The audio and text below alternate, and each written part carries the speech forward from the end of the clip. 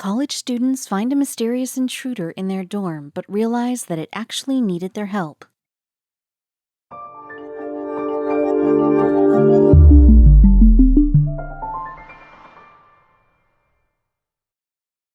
But before we start, please make sure to subscribe to m&rtv and hit the bell so you never miss any upload from us.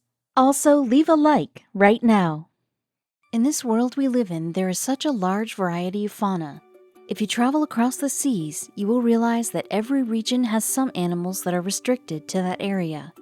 Some animals are kept at home by families too, and more than 350 million animals are taken home to be sold too. The illegal practice rakes in over $19 billion each year for smugglers. This has become a major issue. We all know that so many animals are constantly in danger. There are a variety of animals that need the saving grace of humans, as other humans have decided to play a villain. It has become difficult to get people to help animals, as it is such a taxing job. However, there comes a time when some people go out of their way to do good for the sake of animals, to return them back to the wild. So in this story, the topic of saving an animal from an unfortunate incident takes place where a very unexpected hero comes to the rescue. Back in the month of November 2016, the students of Residence Hall 7 studying in Nanyang Technology University of Singapore were nearing the end of their course. They did not realize that this would turn out to be such a significant time in their life. So as they prepped themselves for the future, these students did not need any distractions from wherever. There was absolutely no need for them to get engaged in any other activity except immerse themselves in their books in their dormitory common room. These students had their hands full with their studies, so an addition to their burden would be unnecessary. So as they were preparing to get themselves ready for exams and perhaps a bright future, the students did not indulge in other outdoor activities. They were mostly with their books, engaged in an academic effort. However, early morning, the students who went inside the common room saw the light was passing through their door. When these students went into the common room, they were a little confused because the usually dim room had light pouring in. When they entered the room to check, they saw two huge holes that had been chipped through the door. And of course, they wondered why this could be. They were shocked, and when they looked around, they found something that did not belong there. So to see that there was such a huge hole in the door made them a little upset and curious too. What could have been the cause of this? So when the students went inside the room carefully, they had a few guesses as to what these holes were for. They had hoped that these holes were not chipped away by some invasive animal. When they took a close look at the door, they realized what had chipped these holes in their wooden door. But when they laid eyes on the creature that apparently made this mess, they had to scratch their heads. Among the untidy, broken-off door pieces, they could see an animal curled up. It was an unusual animal, so what could it be? So as soon as they saw that there was an animal right next to the door, they already knew the cause for all of this. Since they could tell that this was a scared animal, the students automatically knew that there were two options for them. They could either call the people who would be able to help the animal in distress, or make so much money by selling it. They made a closer inspection of the animal and could then identify what kind of animal it was. Since they were not animal experts, they clearly did not know what to do with this intruder in their house. And they knew that they could get a lot of benefits monetarily because this animal was worth a lot if they could sell it to the right people. So that brings us to the next question. What kind of animal was it that had made such a huge mess of the common room area? Well, the sacred animal that was lying among the mess of the door chunk was, in fact, a pangolin. And why would it be worth anything yet? Well, it turns out this animal actually is one of the most popular trafficked animals ever. Where do they sell these animals and what are they used for? Well, you see, countries such as China use each part of the pangolin for several purposes. They are sought after because they can be used for designer clothes or even for meats and traditional remedies. And we can already guess that all these items can be sold and bought with an expensive price. So how much do these animals cost in the market? Well, if you were to sell one, a single pangolin are usually bought on the black market for about $1,000. These college students could actually benefit from this because, let's face it, this price is not a small amount for a college student. $1,000 can do a lot, and they would make good use of it. Since there are so many smugglers and sellers of animals like the pangolin, they have quickly died down in number. This could clearly be because the animal can be sold for such a price. And yes, indeed, the pangolins face critical endangerment. There are around 100 of these animals that can be found in Singapore. So why was one there in the college property? So after examining the weird animal in their common room and learning about its value in the black market, the students had to make a choice. Were they going to sell it, or would they be okay with looking for help for the poor animal? The kind-hearted students ultimately came up with a decision to look for someone to help the animal and not opt for the cash. After taking to the internet to look for an expert who can help with their situation, the students found a number that could be of help, and they dialed the number of the Animal Concerns Research and Education Society, ACRES. What was this? Well, this is the organization that came rushing before 10 in the morning to help the pangolin and see what can be done. So as soon as the organization heard that this situation involved a pangolin, they knew they had to hurry up. They sent experts from ACRES who came to rescue the pangolin who had supposedly been found in the dorm room of the students. It got lost finding its way into Singapore City, which is full of sewage pipes, tall buildings, and the car-packed highways. And after they placed a call for help for the pangolin, the students felt a little better knowing that it would be in safe hands now. And the goal of the ACRES folks was to immediately get the pangolin back to its place of dwelling. They needed to give the poor animal a comfortable environment because they were certain it might have endured a lot. So when the animal experts reached the students' dorm room, they immediately got into action. They first had to check whether the animal was in good shape or not. After learning that it was in okay state, the next thing they did was look for a place for the little guy. And right after, these people brought the animal to a forest that was not far from the university's dorm room.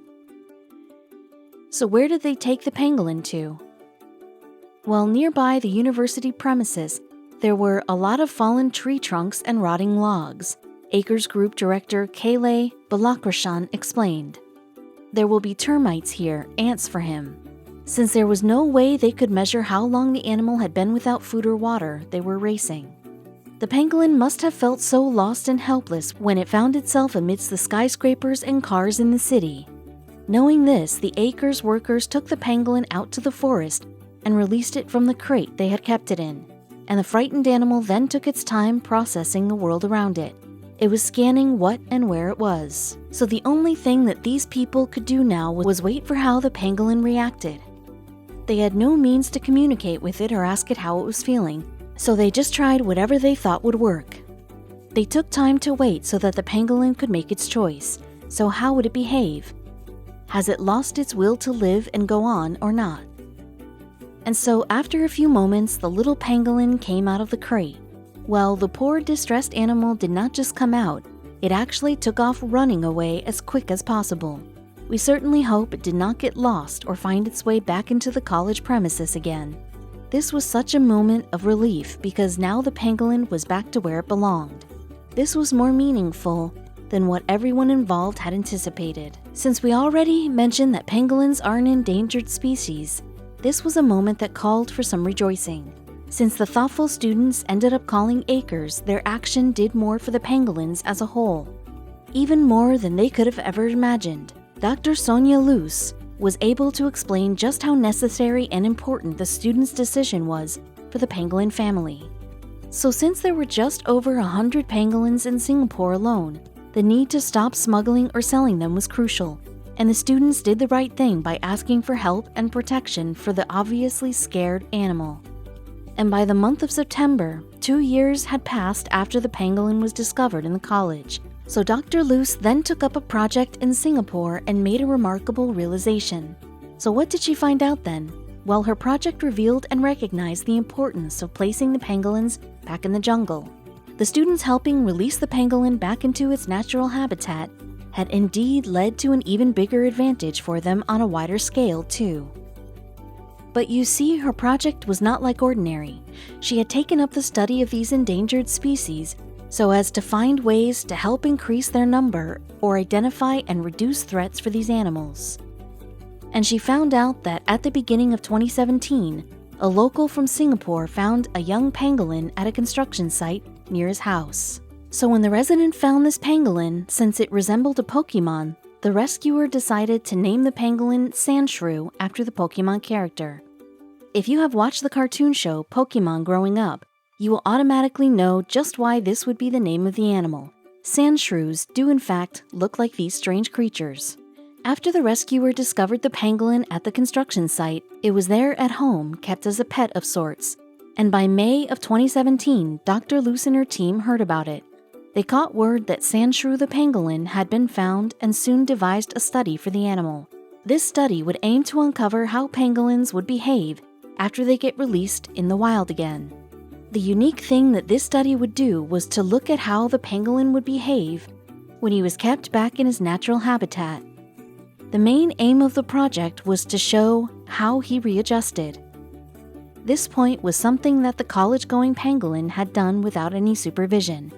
There was no way to know whether the pangolin survived or not. So even though it was definitely better for the pangolin to get back to its natural habitat instead of staying at the dorm or in the city, there was no surety if the animal survived or not. This, Dr. Luce explained, speaking about her project, would be the very first documented case in the world where a hand-reared pangolin is being released back into the wild and tracked. So for about 2 years, they had to put their experiment on hold because they had to wait for Sandshrew the pangolin to grow up large enough for it to wear an audio tracking device. If they released him right away, there would be no way to learn about or note down what happened in the wild. They would need to track the pangolin's whereabouts. And so after patiently waiting for 2 years to pass, by 2018, Sandshrew was now big enough and had reached peak mass. He was now a whopping 13 pounds. They had waited months for this to happen, and now the pangolin was a perfect size and weight for the radio device. The only thing to do now was to release it into the wild and see what happens. After checking everything about the pangolin, the time finally came for this project to go full swing. However, there was one thing that Dr. Luce did. She made sure that she gave him more time for the rewilding process to disconnect from humans. He's quite feisty now. He runs away from the keepers. There was a lesser attachment that Sandshrew had for his rescuers. Dr. Luce and her colleagues could not wait to see what took place when they kept the pangolin back to where he originally came from. This project was a skipping step to see how to best protect pangolins and regrowing the population all over Singapore. The college students had helped with this when they called acres to rescue the pangolin. Since pangolins were not at a point of getting extinct, Dr. Luce knew that they had to learn and get a better means to help save more pangolins. She had high hopes that Sandshrew would provide the experts some data and information regarding several conservation questions like where the breeding populations are and how could urban planners help in saving them. After some time, the doctor and her co-workers freed Sandshrew and made sure he was under 24-hour watch. Since he had not been exposed to the wild for such a long time, they had to make sure he was not afraid or a victim of kidnapping in the wild. Still, Dr. Luce's biggest fear was that he might be kept in the wrong habitat because that could be fatal. Up until now, what happened to Sandshrew and the pangolin of NTU's whereabouts are unknown, but we are certain that the two of them are happy to be in their natural habitat. It is heartwarming to learn that both the college students and Dr. Luce all saved a pangolin's life.